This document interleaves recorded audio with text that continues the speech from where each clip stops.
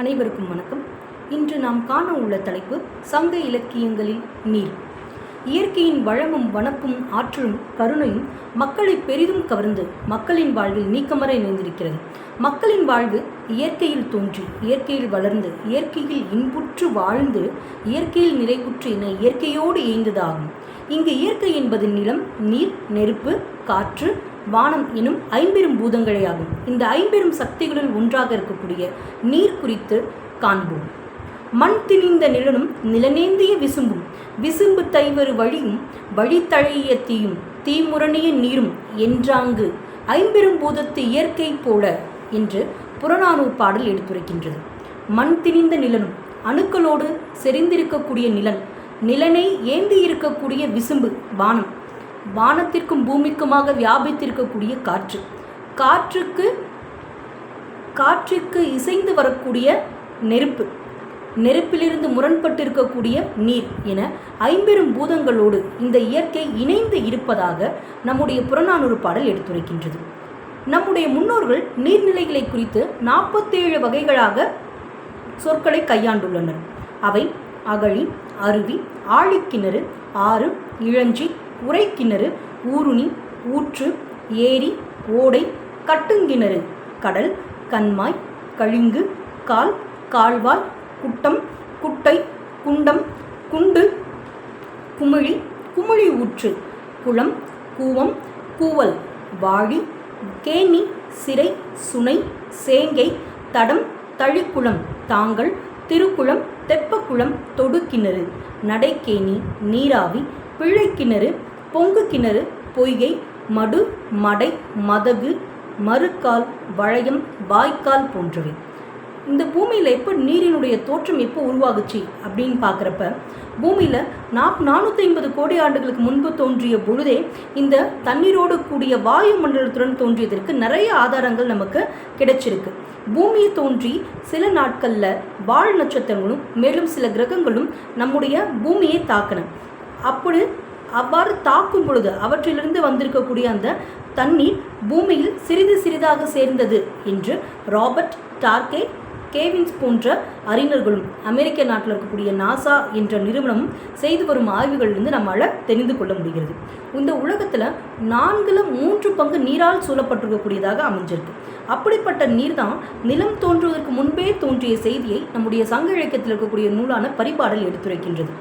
மாநிலம் இயலா முதல் முறை அமையத்து நாம வெள்ளத்து நடுவன் தோன்றிய வாய்மொழி மகனோடு மலர்ந்த தாமரை பொகுட்டு நின்னேமி நிழலே என்று திருமாலுடைய பாடலில் இடம்பெற்றிருக்கு. திருமால் தன்னுடைய வாமன அவதாரத்தின் மூலமாக இந்த பூமியையும் நிலத்தையும் அளக்கும் பொழுது இந்த வானுலகத்தையும் மண்ணுலகத்தையும் அவர் அளந்திருக்கக்கூடிய அந்த சூழலை இந்த பாடலில் எடுத்துரைக்கிறாங்க. இன்னொரு அதே பாடலில் வேற்று 2 வரிகள் ஊழி ஆழிக்கண் இருநிலம் உருக்கெழு கேளலாய் மறுப்பின் உழுதோய், பூமியை அவர் தோண்டி பன்றி அவதாரம் எடுத்து வராக அவதாரம் எடுத்து பூமியை தோண்டி சென்ற நிலையும் அசுரரை நிலைத்திருக்கக்கூடிய நிலையும் கடலில் அழித்து அந்த நீரை அழித்து கடலுக்குள்ளே தான் அவர் சென்று அசுரரை அழித்தார் அப்படிங்கிற செய்தியும் நம்முடைய பரிபாடல் எடுத்துரைக்கின்றது. சூரியனை சுற்றி வருகின்ற கிரகம் என்ற நமது உலக நம்ம பூமின்னு சொல்கிறத விட கடலினை சொல்லலாம். ஏன் அப்படின்னா பூமியில் உள்ள தண்ணீரை பூமியினுடைய மேல்தளத்தில் பரப்பினா 3700 மீட்டர் ஆழத்திற்கு குறைவில்லாமல் பூமி முழுக்க நீரால் வியாபித்திருக்கும். அது மட்டும் இல்லாமல் 1.386 பில்லியன் கிலோமீட்டர் தண்ணீரும் பூமியில் உள்ளது என்று ஆராய்ச்சியாளர்கள் எடுத்துரைக்கின்றனர். கடல் அப்படின்னு சொல்லி பார்க்குறப்ப அலைகள் மழை போல உயர்ந்து காற்று வேகமாக வீசி நீர் சுழன்று எழக்கூடிய மிகுந்த பரப்பினை உடைய கடலின் நடுவில் சென்று உயிர்களை வருத்தக்கூடிய இயல்பினை உடைய அசுரனாக இருக்கக்கூடிய சூரபத்மன் ஒழிந்து கொண்டான். அத்தகைய சூரபத்மன் மாமரமாக நிற்கும் பொழுது முருகன் அவனை அழித்த விதத்தை நம்முடைய சங்க இலக்கியமான 10 நூல்ல முருகன் பத்திருக்கக்கூடிய பாடலில் நம்மளால் பார்க்க முடியுது.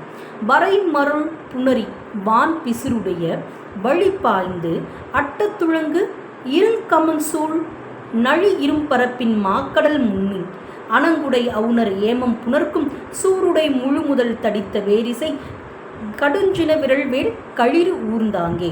கையில் கோபத்தோடு வீழை கொண்டிருக்கக்கூடிய முருகன் சூரபத்மனை மரமாக நிற்கக்கூடிய கடலுக்குள் சென்று மரமாக நிற்கக்கூடிய சூரபத்மனை அழித்த விதத்தை இந்த 10 பாடல் நமக்கு எடுத்துரைக்கின்றது. வேறொரு பாடலில் திருப்பரங்குன்றத்தினுடைய அந்த மழையினுள் இருக்கக்கூடிய அருவியை பற்றி புலவர் பாடியிருக்காரு. அதில் நீரின்றி இந்த உலகத்தில் வாழக்கூடிய மக்கள் அனைவரும் துன்புற்றால் கூட, மழை வறண்டு போனால் கூட மலையிலிருந்து வரக்கூடிய அருவி நீர் மட்டும் என்றைக்குமே தடையின்றி ஒழுகுதல் வேண்டும் அப்படிங்கிற விஷயத்தை குறிப்பிட்டு சொல்கிறாரு. நம்முடைய திருவள்ளுவருடைய திருக்குறள் பார்த்தோம்னா, விண்ணின்று பொய்ப்பின் விரிநீர் வியனுலகத்து உள் நின்று உடற்றும் பசி. மழையினுடைய தேவை இல்லாமல் இந்த பூமியில் எதுவுமே நடக்காது. மழை இல்லை அப்படின்னா கடல் சூழ்ந்திருக்கக்கூடிய இந்த உலகத்தில் இருக்கக்கூடிய அனைத்து உயிர்களுமே பசியால் தாகத்தால் வாழ முடியாத ஒரு சூழல் தான் உண்டு. இதுதான் உண்மையும் கூட. நம்முடைய வேளாண்மைக்கு மழை அப்படிங்கிறது அடிப்படையான தேவை. வையகம் பணிப்ப வளநேர்பு வழங்கி பொய்யாவானம் புதுப்பெயல் பொழிந்து என கல்லென் துவளை துவளின் யாவரும் தொகுவாய் கண்ணல் தண்ணீர் உண்ணார் என்று மலைப்படுக்கடாம் எடுத்துரைக்கும். அந்த மலைப்படுக்கடாமுடைய பாடலில் பார்த்தோம்னா, இந்த உலகமே குளிர்ந்து போகக்கூடிய அளவிற்கு மேகம் சூழ்ந்து கொண்டு மிகப்பெரிய மழையை பொய்யாவானம் புதுப்பெயலை பொழிகின்றது அப்படின்னு சொல்லி குறிப்பிடுறார். அந்த கல் அப்படிங்கிற ஓசையோடு எந்நேரமும் பூமியில் உழக்கூடிய அந்த மழை நீரை குறித்து நம்முடைய நெடுநல்வாடை ஆசிரியர் நக்கீரர் எடுத்துரைக்கின்றார். மக்கள் சேவையே மகேசன் சேவை. அந்த காலத்தில் மக்கள் வாழ்ந்து கொண்டிருக்கக்கூடிய காலகட்டத்தில் மன்னர்கள் செங்கோலாட்சி புரிந்திருந்ததையும் அவங்க கொடைச்சிறப்போடு இருக்கக்கூடிய எல்லா குணநன்களை பற்றி எடுத்துரைக்கும் பொழுதும் ஓமைத்து சொல்லப்படக்கூடிய வார்த்தைகளாக மழை நீர் இடம்பெற்றிருக்கிறத குறித்து சொல்லலாம். அருக்குளத்து உகுத்தும் அகழ்வயல் ஒளிந்தும் உறும் இடத்து உதவாது உவர்நிலம் ஊட்டியும் வரையாது மரபின் மாறிப்போல கடா யானை கலல்கால் பேகன் என்று புறநானூறு பாடல் எடுத்துரைக்கிறது. பேகனுடைய கொடை சிறப்பு தன்மை எப்படி இருக்குது அப்படின்னா, மாரியை போல இருக்கிறது அப்படின்னு சொல்கிறார். அதுவும் வயலோ இல்லை கலர் நிலமாக இருந்தாலும் சரி, இல்லை ஆறு நீர் எதுவுமே இல்லாமல் இருக்கக்கூடிய ஆறு, நீர் வற்றி இருக்கக்கூடிய குளம், பொய்கை, இப்படி எதா இருந்தாலும் நீர் மழை அப்படிங்கிறது எப்படி பாரபட்சம் இல்லாமல் அனைவருக்கும் சென்று பொழிகின்றதோ அதை போல அனைத்து மக்களுக்கும் கொடைத்தன்மையில் சிறந்து விளங்குபவனாக பேகன் இருக்கின்றான் என்று இந்த புறநானூறு பாடல் எடுத்துரைக்கிறது. இன்னொரு புறநானூறு பாடலில் பாரி அப்படிங்கிற அந்த கடையில் வள்ளல்கள் ஒருவனாக இருக்கும்னு குறித்து நம்ம பார்க்கலாம். இதில் பாரி பாரி என்று பலரேத்தி ஒருவர் புகழ்வர் சென்னா புலவர் ஒருவர் மட்டுமல்ல மாரியும் உண்டு ஈண்டு உலகு புறப்பதுவே அப்படிங்கிற இந்த பாடல் நம்ம அனைவரும் கேள்விப்பட்டிருக்கக்கூடிய ஒரு பாடல் தான். அப்போ பாரியை புகழ்வதா மாரியை புகழ்வதா அப்படிங்கிறத விட இருவரும் ஒன்று, மாரியை ஒத்தவனே பாரி அப்படிங்கிறது தான் இதில் சொல்லப்பட்டிருக்கக்கூடிய விஷயம். வஞ்ச புகழ்ச்சியில் குறிப்பிட்டிருந்தாலும் மழையினுடைய தன்மை அப்படிங்கிறது எந்த அளவுக்கு சிறப்புடையதோ இருக்குதோ, எந்த அளவுக்கு அவசியம் உடையதாக இருக்கோ, எந்த அளவுக்கு பாரபட்சம் இல்லாமல் இருக்கோ, அத்தகைய ஒரு அரசனாக பாரி இருக்கின்றான் என்பதை இந்த பாடல் நமக்கு எடுத்துரைக்கிறது. மழைக்காக பேகனுடைய நாட்டில் மழைக்காக சடங்கு மேற்கொண்டிருக்கக்கூடிய தன்மையை நம்மளால் பார்க்க முடியுது. மிக அதிகமான கடும் வறட்சி ஏற்பட்டிருக்கக்கூடிய காலகட்டத்தில் மழை பெய்யாமல் இருக்கக்கூடிய நேரத்தில் பல வகை தானியங்களையும் கலந்து கோயிலுக்கு முன்னாடி கஞ்சி காய்த்து அதை தெய்வத்துக்கு படைப்பாங்க. அப்படி இல்லை அப்படின்னா அந்த கஞ்சியை தெய்வ சிலைக்கு அபிஷேகமாக ஊற்றக்கூடிய தன்மையும் கூட இருந்திருக்கு. அது மட்டும் இல்லாமல் மழை வேண்டி பலி கொடுக்கக்கூடிய தன்மையும் நம்ம பார்க்குறோம். அதே போல் மழை அதிகமாக பொழியும் பொழுது அதை நிறுத்துவதற்காக தெய்வத்திடம் வழங்கக்கூடிய அந்த சடங்கு முறைகளையும் நம்முடைய புறநானூறு நூல் எடுத்துரைக்கின்றது. மழைவான் கொள்க என உயிர் பழி தூயி மாறி ஆன்று மழை மேற்கு உயர்க என கடவுள் பேணிய குறவர் மாக்கள் பெயல்கண் மாறிய உவகையர் சாரர் புனத்தினை அயுளும் நாடா என்று இந்த பாடல் மழைக்குண்டான சடங்கினை குறித்து எடுத்துரைக்கின்றது. இது மட்டும் இல்லாமல் மன்னனை வாழ்த்திறப்பு கூட ஆற்று மணல், நெல், மழை துளி போன்ற சொற்களை கொன்றே தான் வாழ்த்தியிருக்காங்க.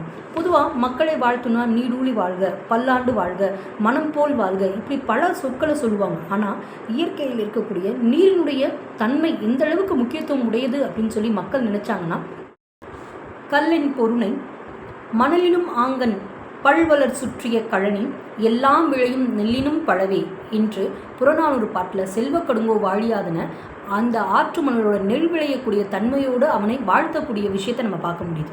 ஆனால் அருவந்தை அப்படிங்கிற அரசனை பற்றி வாழ்த்துறப்ப புலவர் நல் அருவந்தை வாழியா புள்ளி வேங்கட விரல்வரைப்பட்ட ஓங்கல் வானத்து உரையினும் பழவை மழை துளியினைப் போல அவன் பல்லாண்டு காலம் மழை துளியினும் பல்லாண்டு வாழ்க என்று புலவர் இங்கே வாழ்த்தக்கூடிய தன்மையை நம்மால் தெரிஞ்சுக்க முடியுது.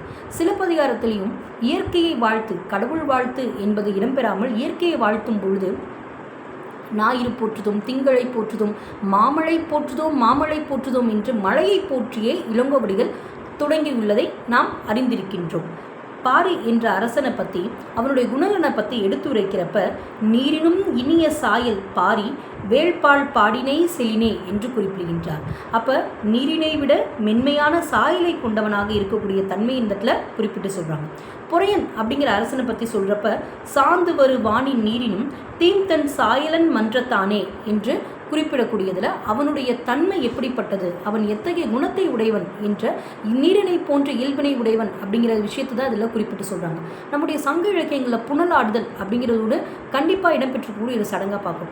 இப்படி சங்க இலக்கியங்களில் குணநலங்களை பற்றி எடுத்துரைக்கவும், எப்படியெல்லாம் மக்களை வாழ்த்தினாங்க, எந்த மாதிரி நீர்நிலைகள் இருந்துச்சு அப்படிங்கிறத பற்றி நம்ம இன்றைக்கி பார்த்துருக்கோம்.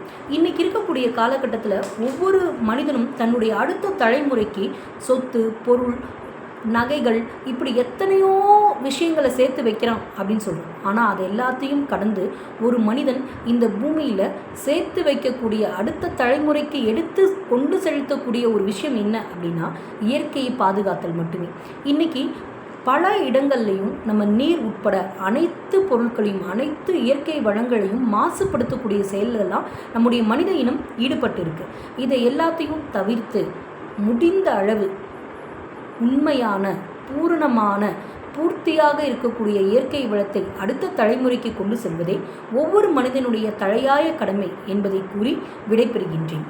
நன்றி, வணக்கம்.